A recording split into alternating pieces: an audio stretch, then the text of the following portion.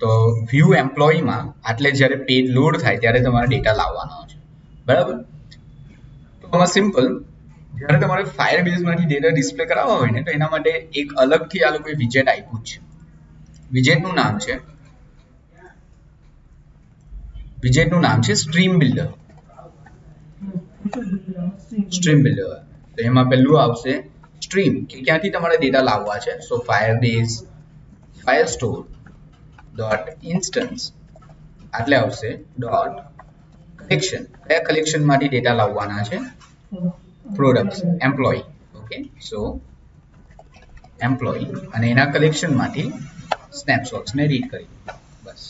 Okay, builder આમાં build context અને એક બીજો એક પેરામીટર આવે છે async snapshot એવું કંઈ છે.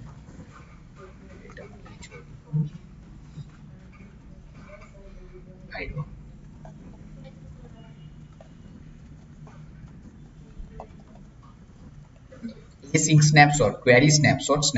તો બધા ડેટા બધો જેટલો પણ ડેટા છે એ બધો ડેટા હવે ક્યાં આવી ગયો?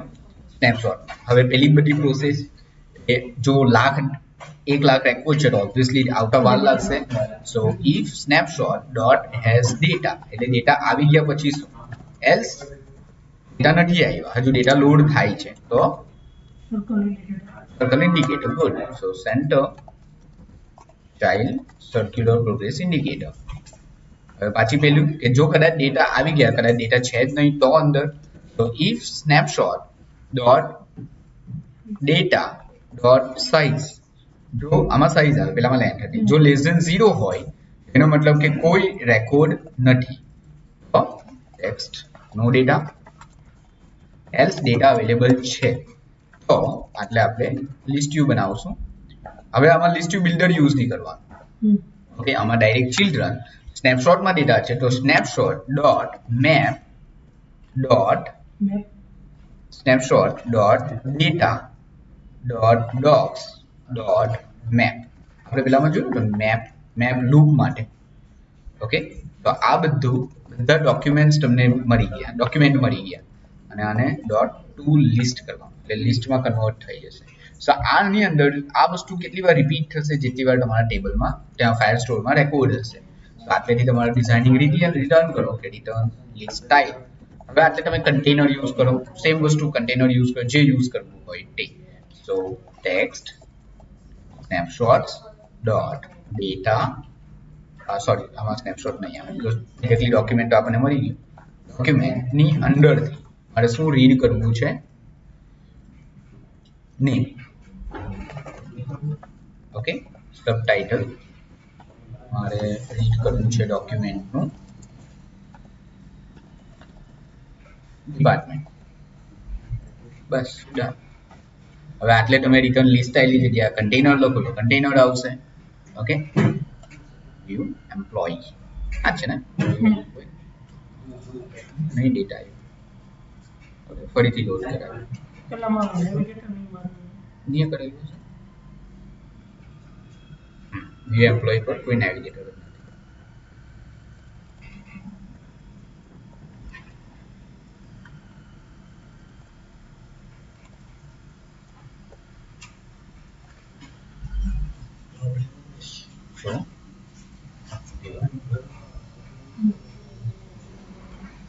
બરાબર. હવે જોજો ફાયરબેઝનો મેઇન એડવાન્ટેજ, આ તમારો ડેટા આવી ગયો. બરાબર, ફાયરબેઝ જે છે તે રિયલ ટાઈમ ડેટા સ્ટોર કરે. ઓકે, રિયલ ટાઈમ ડેટા, અને એ યુઝ કરે છે સ્ટ્રીમ બિલ્ડર. તો સ્ટ્રીમનો મતલબ શું થાય કે એ કન્ટિન્યુઅસલી હવે ફાયરબેઝ સાથે કનેક્ટ જ રહેશે.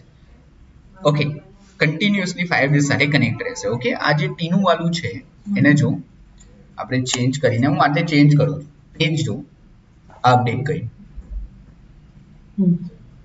તો વિધાઉટ પેજ રિફ્રેશ તમે જેવું ફાયરબેઝમાં ચેન્જ કરે તો ઓટોમેટિકલી આટલે ચેન્જ થઈ ગયું. આને કહેવાય રિયલ ટાઈમ ડેટા. કંઈ પણ તમે ફાયરબેઝમાં આટલે કંઈ પણ ચેન્જ કરો એ ઓટોમેટિકલી આટલે ચેન્જ થઈ જાય. તમારે નહીં પેજ રિફ્રેશ કરાવવું પડ્યું, નહીં કંઈ જ નહીં. ઓકે, આને કહેવાય રિયલ ટાઈમ ડેટા. કે જેવો તમારો ડેટા તમારું સ્ટ્રીમ બિલ્ડરથી આટલે ઓટોમેટિકલી એ કનેક્ટ થઈ ગયું છે.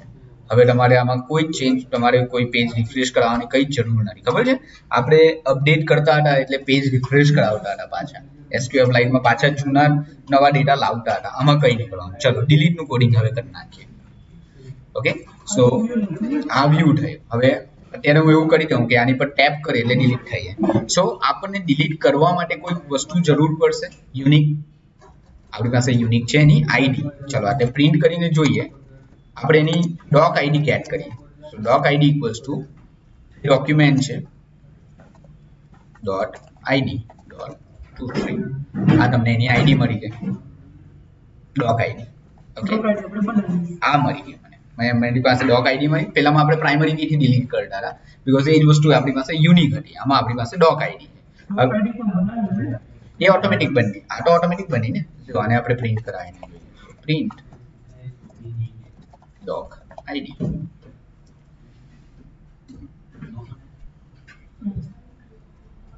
sbq sbqi sqb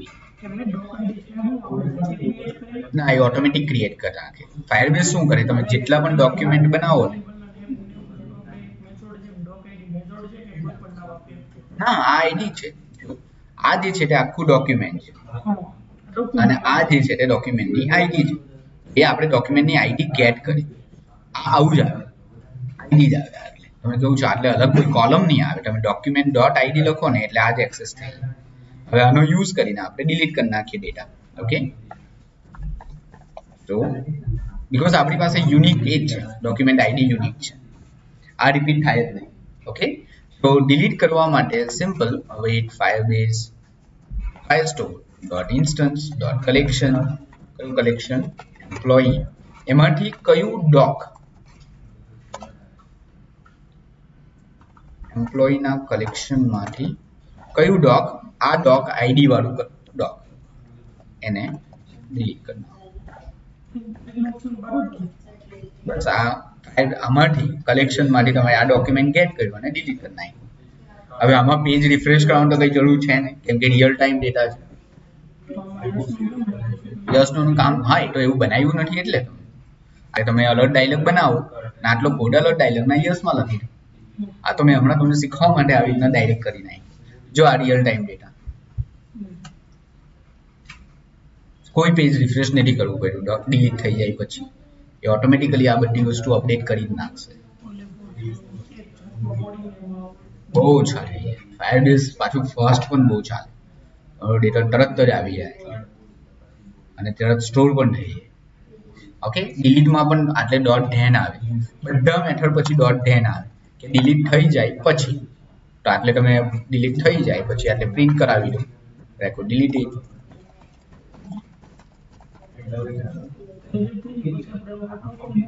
તો જે કરવું હોય તે કરીશું કામ.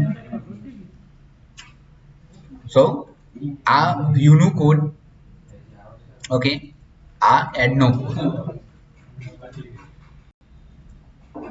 ઓકે, એડ, વ્યૂ અને ડિલીટ બધામાં બબ્બે લાઈનના કોડ છે.